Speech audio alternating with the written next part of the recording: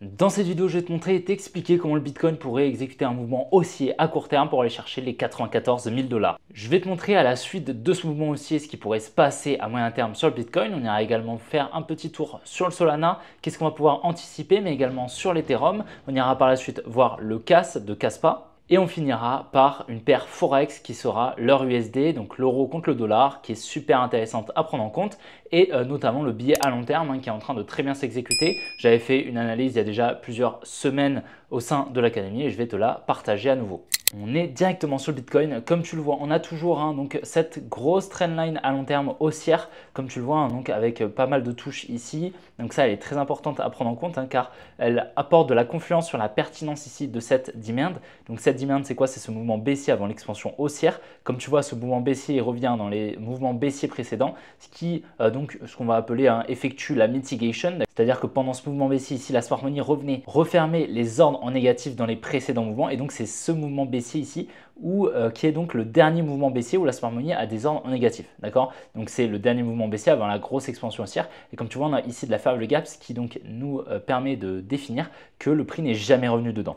Donc cette trendline ici pour moi sera liquidée à moyen terme, d'accord? Elle incite énormément d'intervenants à se placer à l'achat directement avec donc un stop loss juste en dessous, mais également lorsqu'on viendra la casser, elle va venir inciter énormément d'intervenants à se placer en vente directement au marché, d'accord? Et donc forcément il faut se dire que sous cette trendline, il y a énormément d'ordres en vente. Ces ordres en vente qui ne sont pas forcément directement déjà placés sur le marché, étant donné que, comme je t'ai dit, lorsque le prix cassera cette trendline, il y a des intervenants qui vont libérer des ordres qui vont intervenir en vente sur le marché, directement au marché. Et donc forcément, ces ordres, actuellement, tu ne peux pas les voir. Mais nous, on les anticipe car on sait que si on vient à casser cette trendline haussière, là, à ce moment-là, il y a beaucoup d'ordres en vente qui vont être libérés. Donc ça, c'est une zone très importante de liquidité qui apporte de la confiance sur cette demand des 73 000 $ qui sera très fortement probablement atteinte dans les prochaines semaines.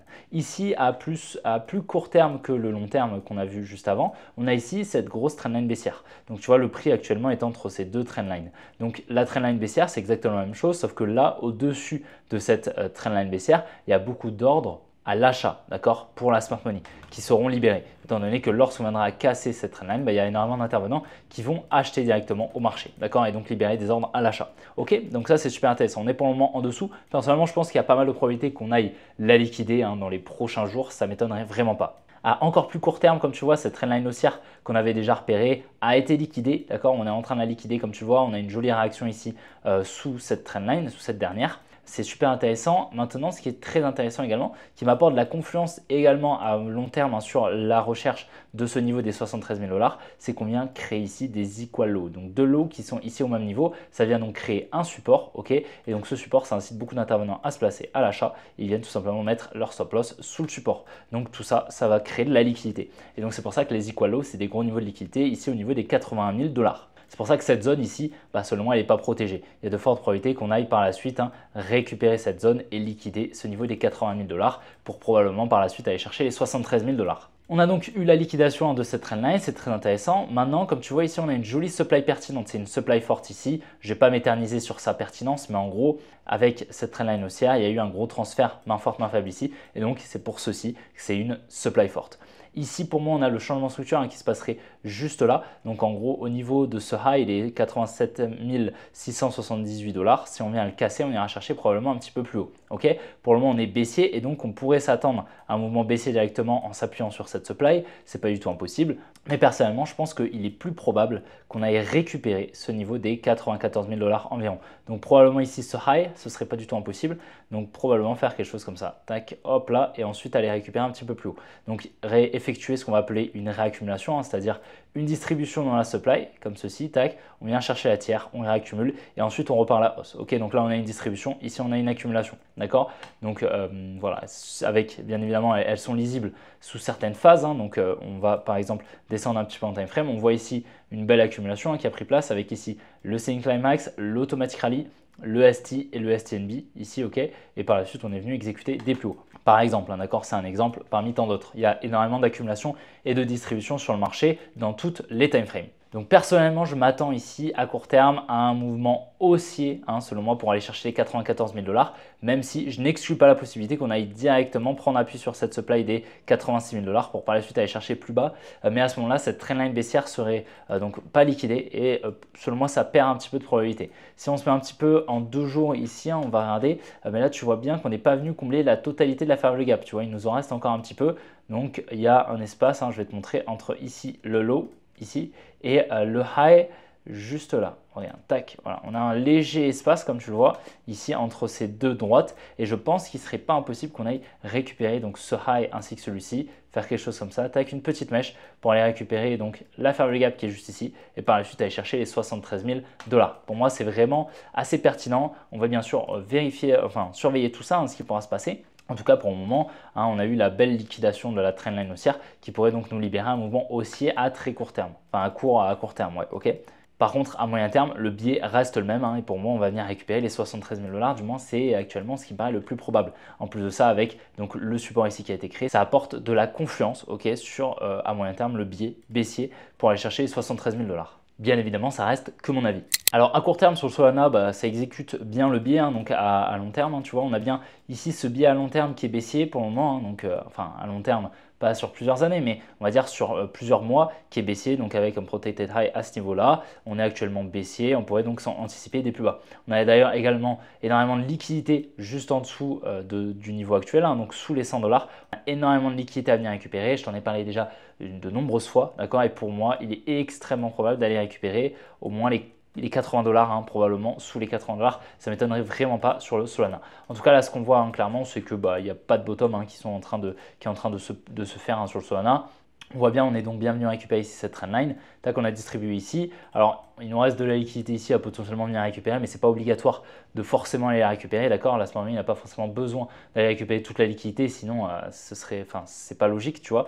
Simplement, elle vient récupérer assez de liquidité pour se placer. Une fois qu'elle s'est placée, peu importe s'il y a de la liquidité. D'accord, donc simplement, il faut voir où est-ce qu'elle s'est placée. Là, pour le moment, on voit bien ici de la liquidité au sud, ici à court terme, proche du prix, très proche du prix même. Donc pour moi, il y a d'énormes probabilités de venir récupérer cette liquidité au niveau des 122 $ et probablement peut-être même continuer la baisse directement. D'accord, là, tu vois, on a ce qu'on a appelé un breaker block. Bon, personnellement, je ne les utilise pas trop, mais donc on a eu ici cette demand qui est intéressante, qu'on est venu la casser, on est venu prendre appui dessus. Bon, personnellement, je ne les utilise pas du tout, d'accord, pour trader parce que selon moi, ça n'apporte pas assez de pertinence et de compréhension sur le prix. En tout cas, ce qu'on aperçoit bien ici, donc comme je t'ai dit, c'est ce support ici qui incite beaucoup d'intervenants à se placer à l'achat et donc beaucoup de liquidités qui vont se placer sous les 120 $.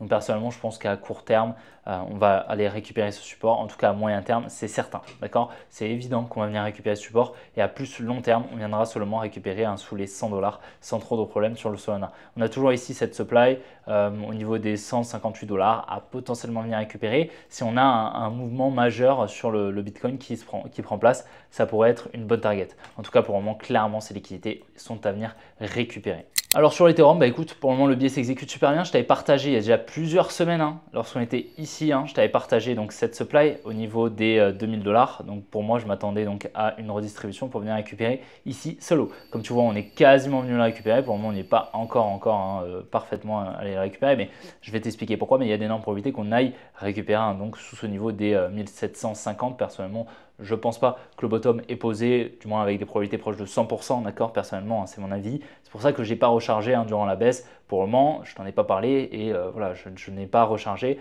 parce que je n'ai pas fait d'achat, c'est pour ça que je t'en ai pas parlé.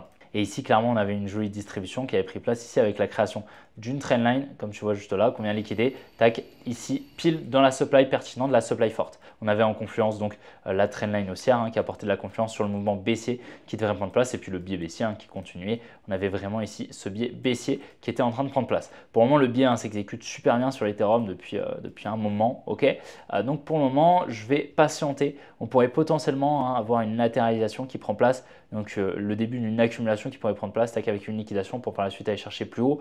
En tout cas, pour le moment, voilà, on n'y est pas du tout. Il faudra attendre bien plus de mouvements avant d'affirmer ceci. D'accord? Pour le moment, on n'y est pas du tout. Le biais reste baissier et donc pour le moment, on va anticiper la continuation de la structure et venir récupérer donc ce lot des 1754 $. Je vais mettre ici order flow qui est donc la direction de l'order flow indirectement. Selon moi, il y a d'énormes probabilités qu'on aille récupérer ce niveau. Alors sur le Caspa, c'est super intéressant ce qui se passe. Alors pour rappel, je vais te montrer un petit peu. Ça, c'était ce que j'anticipais. On était en juillet 2024.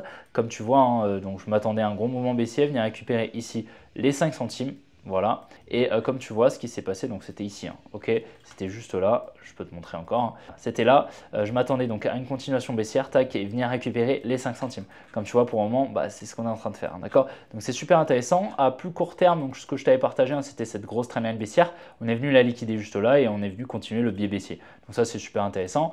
Et là, on a donc une petite, de la liquidité ici qui vient être créée. Selon moi, il y a d'énormes probabilités de continuer la baisse et de vraiment venir récupérer la demand, tu vois, parce qu'on n'est pas tout à fait revenu dedans. La demand des 5 centimes, mais on devrait y aller sans trop de problèmes. Pour le moment, le biais reste baissier et honnêtement, voilà, il n'y a rien d'étonnant. Durant toute la baisse, je t'avais bien expliqué ce qui se passait. On avait une jolie redistribution ici et pour le moment, le biais reste baissier sur le Caspa.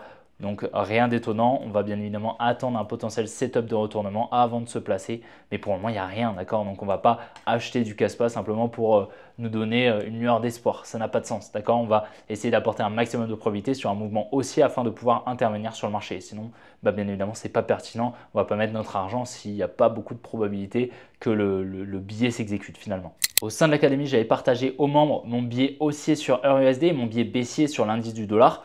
Comme je te le dis ici sur ce message, donc ce message c'était le 22 février 2025, donc il y a un petit peu plus d'un mois. Je t'avais partagé ici ce biais haussier pour aller récupérer ici cette supply. Donc je vais te montrer un petit peu ce qui s'est passé entre temps. Mais clairement, comme tu le vois, le mouvement s'est parfaitement exécuté. On a bien eu ce mouvement haussier jusqu'à la supply que j'attendais. Et personnellement, je pense qu'il y a de fortes probabilités qu'on continue la hausse. Ok, donc je vais te montrer un petit peu comment ce mouvement a été initié, comment la smart money s'est placée. C'est super intéressant. Donc on a bien eu ici cette trendline haussière qui a été créée. On est venu la liquider. On a donc eu ce transfert main forte, main faible qui a pris place. Ici, la smart money a acheté grâce à la contrepartie vendeuse de la dumb money. La dumb money donc a vendu sous la trendline haussière. Lorsque le prix est venu la casser, cette trendline haussière, la dumb money a vendu.